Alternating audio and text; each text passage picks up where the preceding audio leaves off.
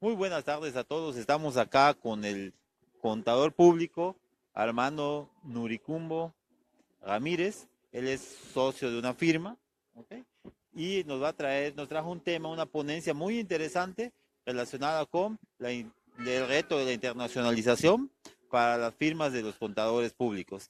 Buenas tardes, Buenas Armando. tardes, ¿cómo estamos? Muy buenas tardes. Un gusto estar aquí en Mérida. Ok, bienvenido. Antes que nada, vi que hiciste una ponencia muy interesante, por cierto, en la cual mencionaste que la globalización no era equitativa para todos los sectores. ¿Qué opinas al respecto?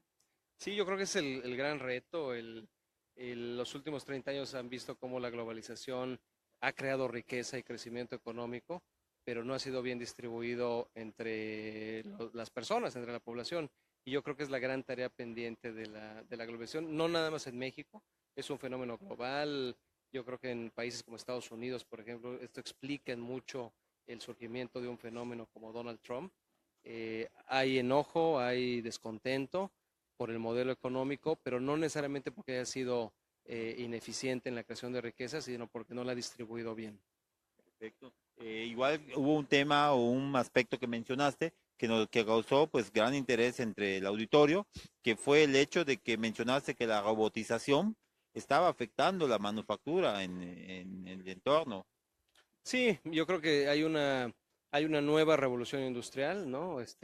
Hemos visto ya esto antes, ¿no? En la primera revolución industrial, pues causó que muchísimos caballos quedaran desempleados, porque pues ahora la máquina de vapor hacía su trabajo, después vino la tecnología, después ha venido la tecnología de la información, y ahorita estamos viendo una nueva tendencia en la que los robots van a poder automatizar tareas repetitivas de forma muy eficiente.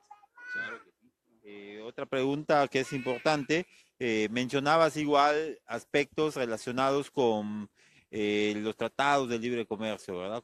Y decías que había independientemente de lo que comentaba el presidente Trump, pues también hacías notar que había un fortalecimiento muy marcado entre las relaciones comerciales de los tres países involucrados. Aunque Trump no le gustase eso, pero pues sí estaba presente este fortalecimiento de relaciones. Sí, mira, la integración de las cadenas productivas entre los tres países ha sido impresionante. Ha sido un proceso de 25 años, ¿no? Desde el Tratado de Libre Comercio del 94. Va a ser muy difícil que Trump o quien quiera que sea pueda destruir esa integración comercial. Hoy empresas como Ford, como General Motors, como Bombardier, sus productos pasan la frontera 3 o 4 o 5 veces. Algunas cosas se ensamblan en México, otras en Estados Unidos, a veces otras en Canadá. ¿Por qué? Porque las empresas buscan lo que es más eficiente en términos de costo, de productividad, de eficiencia, y tratar de romper esas cadenas es casi imposible. Un economista lo puso muy bien. Dice, tú puedes a través del libre comercio hacer huevos revueltos, pero después no puedes regresar los huevos revueltos a como estaban antes. Ya están muy integrados. Es verdad, sí, qué interesante comparación. Igual me gustó mucho cuando mencionaste el tema de que vivimos en un mundo polarizado. Y eso, pues, ¿a qué hace referencia, Armando? Mira, yo creo que es un mundo en el que cada vez más hay ciertas tendencias y ciertas, pues mira, una lucha de paradigmas, ¿no? Claro. Entre lo que yo digo es el nacionalismo y el libre comercio, eh, y eso causa que las opciones del centro queden más descartadas, lo cual no es bueno, ¿no? Porque históricamente el centro, por ejemplo, en México había representado una opción en la que nos permitía no irnos a los extremos, no tenías que ser, digo, en términos de la Guerra Fría, o socialista o capitalista. Había una tercera opción, algo en medio que podía ser de mejor beneficio para la gente. Y ahorita estamos viendo cómo eso empieza a desaparecer. Estamos regresando a un mundo mucho más extremista, mucho más enfocado a decir, si no estás conmigo, estás en mi contra, y por lo tanto no puedo hacer negocios Es contigo. muy radical el asunto, Se ¿no? está radicalizando, exactamente, esa es la palabra. Ahora, ¿por qué? ¿Y por qué al mismo tiempo en tantos países? O sea, este radicalismo lo ves en España, lo ves en Estados Unidos, lo ves en Reino Unido. Es uno de los grandes fenómenos, yo diría, sociológicos que estamos empezando a ver este siglo, y que seguramente dará materia para mucho análisis. Sí. Fíjate que, Armando, que uno de los momentos, pues, cumbres de tu conferencia y donde vi que el auditorio quedó así como que fue cuando mencionaste una perspectiva que, obviamente, bien cimentada, mostraste vía gráficas, de que para el 2050 México sería la quinta economía mundial. Eso fue un dato que pues sí, como que en estos momentos no lo creímos, ¿no? Pero a ver, coméntanos, susténtanos eso. No, mira, hay muchos estudios. Morgan Stanley fue el primero que hizo este estudio por ahí del año 2000. He visto alguno de HSBC, alguno de Pricewaterhouse, y son estudios basados en proyecciones de lo que está sucediendo ahora. La verdad es que México tiene muchísimas cosas a favor, ¿no? O sea, seguimos teniendo un crecimiento del 2%, que si bien es insuficiente, pero es crecimiento al fin, ¿no? Y eventualmente se vuelve un tema de crecimiento compuesto.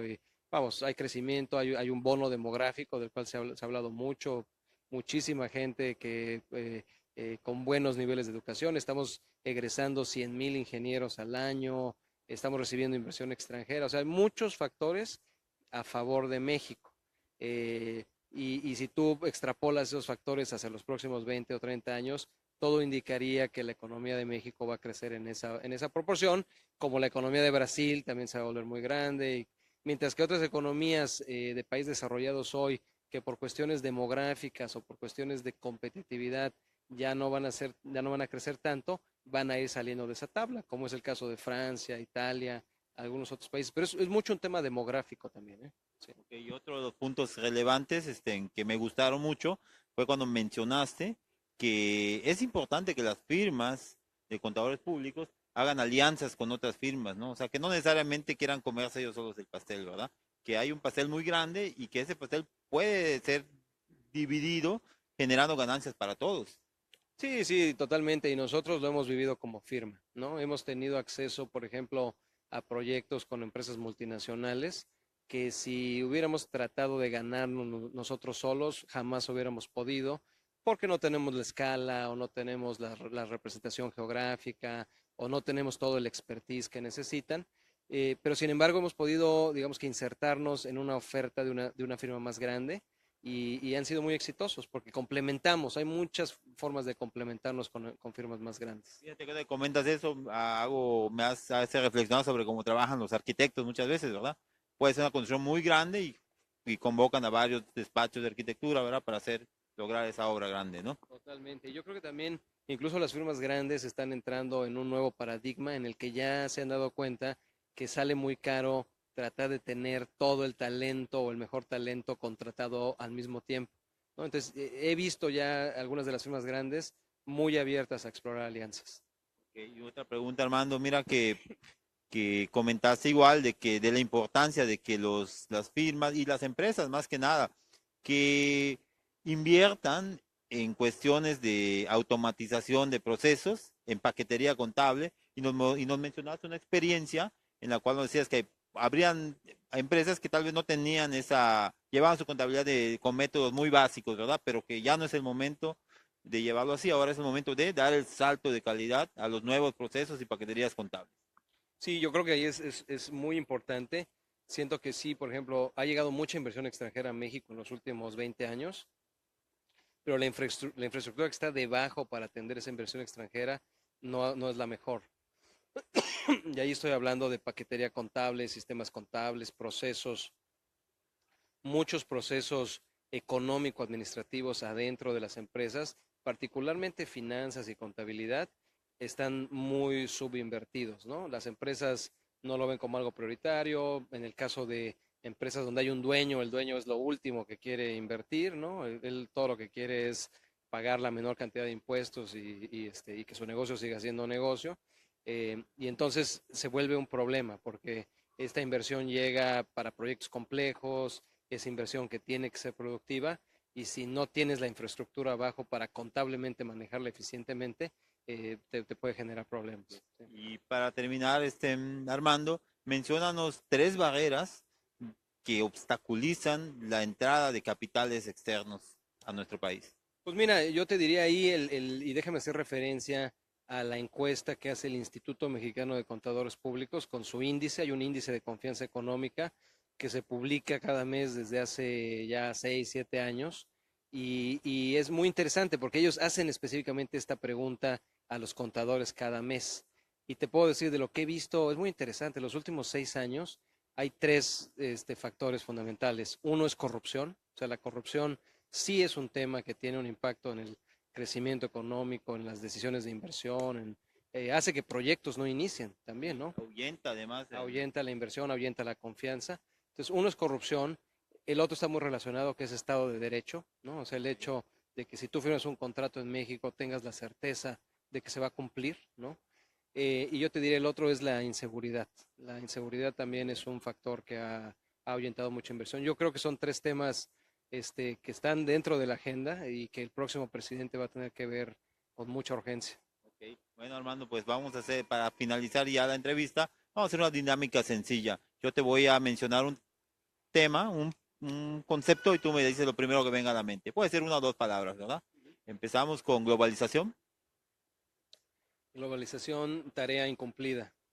Tratado de Libre Comercio, Próximo a renegociarse.